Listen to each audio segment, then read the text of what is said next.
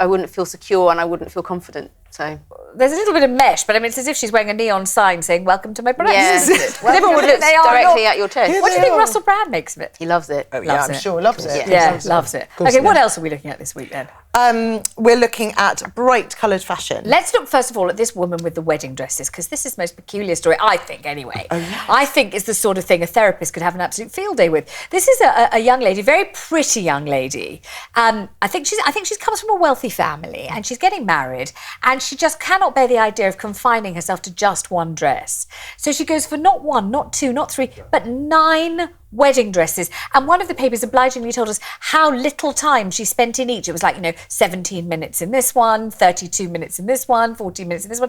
What does that say to you, Alex? Well, I think it's absolutely extraordinary. And to be spending that much time on the one that's supposed to be the most romantic day of your life, getting changed and also getting into a wedding dress is quite a complicated thing. It's not like throwing on a shift dress and just running out. Yeah. You've got to be kind of tied in, and these dresses are all long and they all, quite frankly, look the same. Angelica, total spend £18,000. I think, like you said, it's extraordinary because especially in a recession, you just think so many people who just get married on about £2,000 and they're really struggling to get their wedding off the ground. You just think, wow. But then, if you've got the money, you just want to splash it. And tell me something, for your wedding to Michael, it was a very little private wedding in New York. Yeah, it was basically just flitted away, you two just lovebirds. the two of us who went off, and it was really great. And I just bought a little white dress in a shop in Kingston, where I'm from, and it wasn't that expensive because I thought at the end of the day, it's about me and Michael, and that's what mattered to me, and I quite like the simplicity of it. You look absolutely gorgeous in it, actually. What was your thought process choosing that dress? Because it's divine. I had one day to get it, and it was the first shop I went in. It was almost like divine inspiration, because some people take months to find their dress. I was like, I need to find something because I can't bear go to New York and I haven't got anything. Went into this shop. I said, I'm going to a black and white ball New Year's. Have you got anything white? Because it's a bit random to ask for a white dress. And they're like, we've got this one. And I was like, oh my gosh. Fits, yes, just about. And then I hear you were fairly bossy with Michael about what he could wear for the wedding. Well, I just said to him, don't wear anything plain, because sometimes he looks really good in a suit and he'll go for like a grey or a dark. And he's like, okay, I might try this Vivienne Westwood thing. And I said, go for it. And he was like, not too sure. I said, you look fantastic. And then he just went with it. Great, and now he loves it. And everyone says they love the suit. Never looked hotter, in our opinion. Do you think, though, just quickly, that was because it was the second time you were married that you spent less time, or did you do that in the first? No, I think it was just because New York meant a lot to us. Right. And maybe because I've done it before. Yeah. Because we did it and didn't tell anyone, it was, wow, the shock factor was incredible with all our friends and family, because no one knew. So they were like, oh my gosh. They were talking about it more probably than if they'd come on a day and we'd spent thousands and thousands of pounds and they'd stuff their faces and, didn't remember much because they were a bit drunk. All right, let's have a look at somebody else. Now, this lady is normally a fashion icon, but this really is a case of what do you look like? This is Kim Kardashian. I mean, famous for her rear end, the junk in a trunk. Wearing what the heck is that, Alex? Well, it's a kind of glamorous wetsuit. I mean, it is extraordinary. It looks like a kind of sweet wrapper. What's it made of? Do we think rubber? I think it is rubber. I think it's the kind of same material that a wetsuit's made out of. And it's just, for her long hair, I don't think the front does any favours either. It's kind of extraordinary. It's a kind of dress, if you are going to wear it, and let's face it, not many people are going to be seen in that dress, but it's the kind of thing you arrive on a red carpet and go and pick up in the ward and then leave again, and no one sees you sitting down, and it's the most impractical thing. But I mean, it's let's have a look at X Factor's share. In this case, it's not the clothes she chose, it's much more the shade of hair that she chose, because she's gone ferociously red, hasn't she, in a very livid red, lurid kind of way. What do you reckon to that? Well, I don't think she's kind of Rihanna, and I think she's kind of copying a trend that's been quite popular. And Rihanna is so sexy and so got that amazing skin and lips and just such incredible style. And but then I think also when you get to a certain level of stardom, you can do what you want. You will have people criticise you, but it's almost like you expect it because you're so big. You want to shock, you'll do something. Because I think it's been fantastic what Rihanna did, come with her new album, red hair, and it's amazing, a statement, different sort of sound and stuff. What do you think Cher should have done, Alex? I mean, dyed it blue. I mean, anything. Blue? Pink with purple spots. Really? You know what? I as a musician, I think she's trying to come into the limelight. She's trying to make a statement. Cheryl Cole's got, has had her hair red. Rihanna, she's trying to say, look, I'm one of the girls. I'm up there as well. I'm coming in. I'm a musician. Red hair's good. Tell us about not just red hair, but red clothes, green clothes, blue clothes. We're all going to be, you're insisting, in these brights. And actually, they have been creeping their way onto the catwalk and onto telly, I've seen. Yes, brights are everywhere. They're really, really massive trend this summer. But it's a question of how you wear it, because it's quite terrifying seeing brights. I mean, Vanessa, you look gorgeous in your blue. I mean, your hair colour looks fantastic. Yeah. But you've got to choose something that's going to suit you, because not every colour does suit everyone.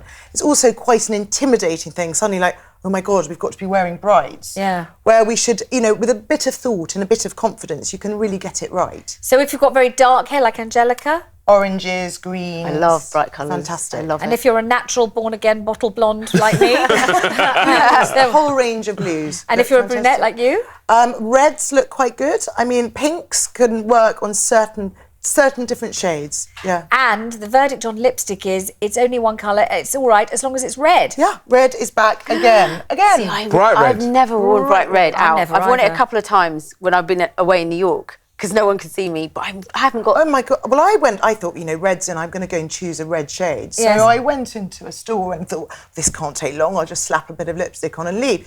And my God, 20 minutes later, I was still there, but my face kind of looked like it was black and bruised because I'd taken off the lipstick. Wow. And I couldn't find a shade. Eventually, I found one that suited, but it is really difficult because you've got to get a shade that suits your skin tone. Or there is one available called a universal red, is that right? Yes. We better go and track that one down. Thanks very much indeed. That's all we've got time for today. Thanks to Angelica and Alex for joining us.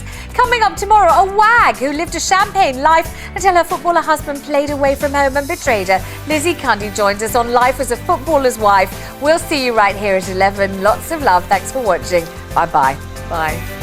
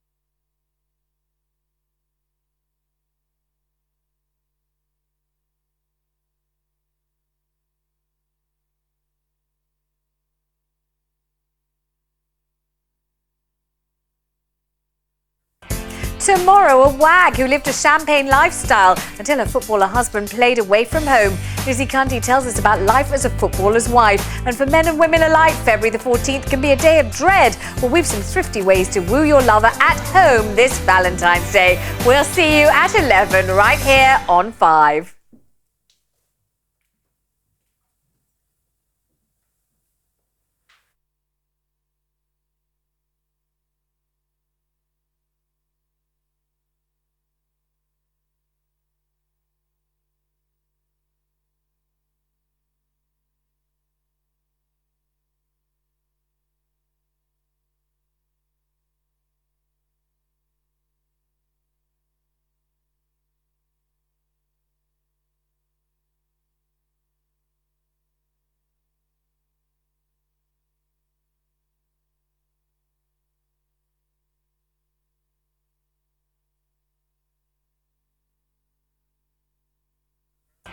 Tomorrow, a wag who lived a champagne lifestyle until her footballer husband played away from home.